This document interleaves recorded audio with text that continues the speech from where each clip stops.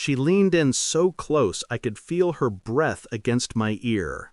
"Say hi to the sharks," she whispered. Then, her hands. A single push. The world tilted. The moon split across the water like shattered glass.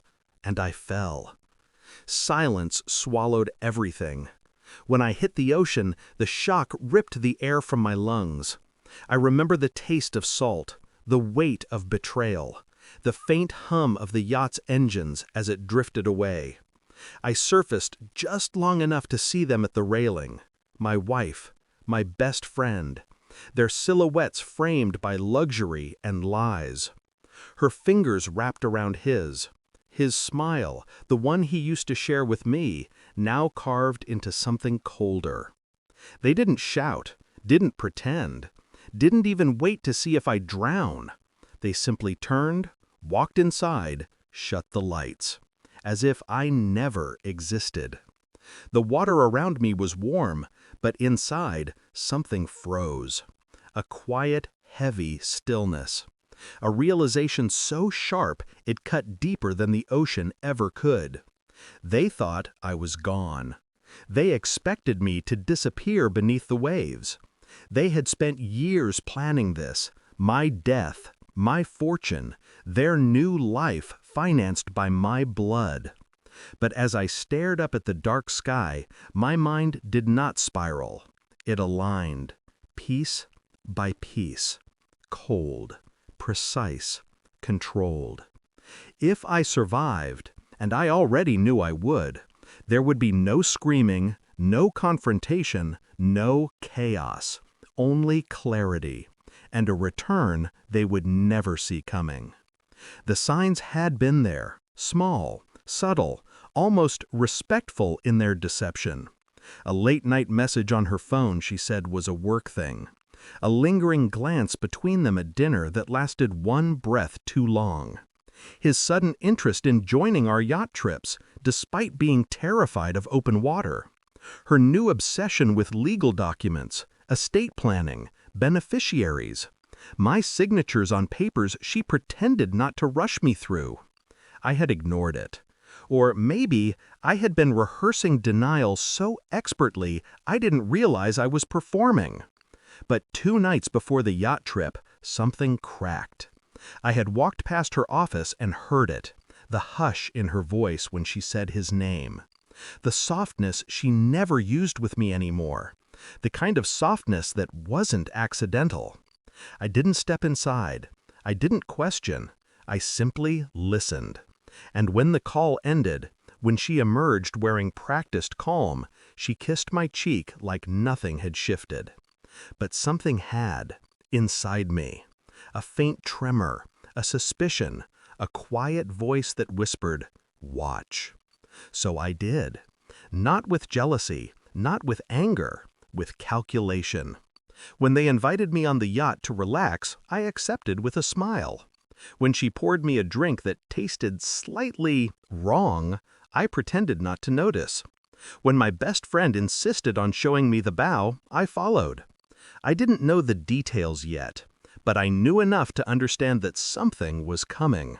And as I stood there that night, stars fading above, engines humming beneath, I felt the truth approach like a storm. I just didn't expect it to arrive as a push. I didn't drown. I never intended to. I had insured myself against betrayal years ago. I had trackers embedded in nearly everything I owned, including the lining of my watch. A silent beacon pulsing in the dark. The rescue came before the sharks did. A vessel I funded under another name. A security asset my wife believed I'd retired. A contingency plan I'd built back when wealth first taught me the danger of trust. On board, wrapped in a thermal blanket, I didn't feel relief, only focus. I asked for one thing: access to my accounts, my networks, my home security system.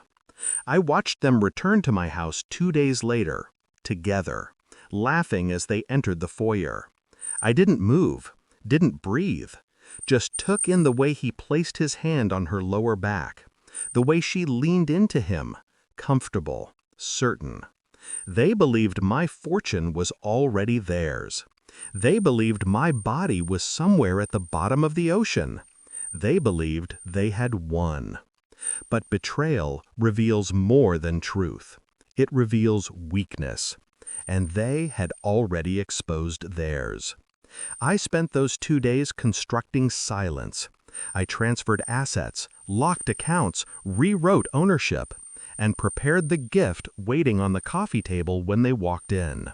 A flash drive, black, plain, unassuming. I watched them approach it on my security feed while sitting in the shadows of my private study. Their voices carried faintly. "What is this?" she asked. "Maybe something the lawyer sent over," he said. They didn't notice the door behind them click shut. When they finally turned and saw me sitting in the armchair, neither spoke. Her face went white. He froze mid-breath. I didn't stand. I didn't smile. I simply tapped the flash drive. Play it. My voice was calm, controlled, detached. He hesitated, but fear makes obedient creatures. The TV lit up, audio first. Her voice, whispering to him, discussing the plan, the push, the forged documents, his promise to take care of her once I was gone. She reached for the remote, shaking. "Turn it off!" No. One word. Final. Sharp.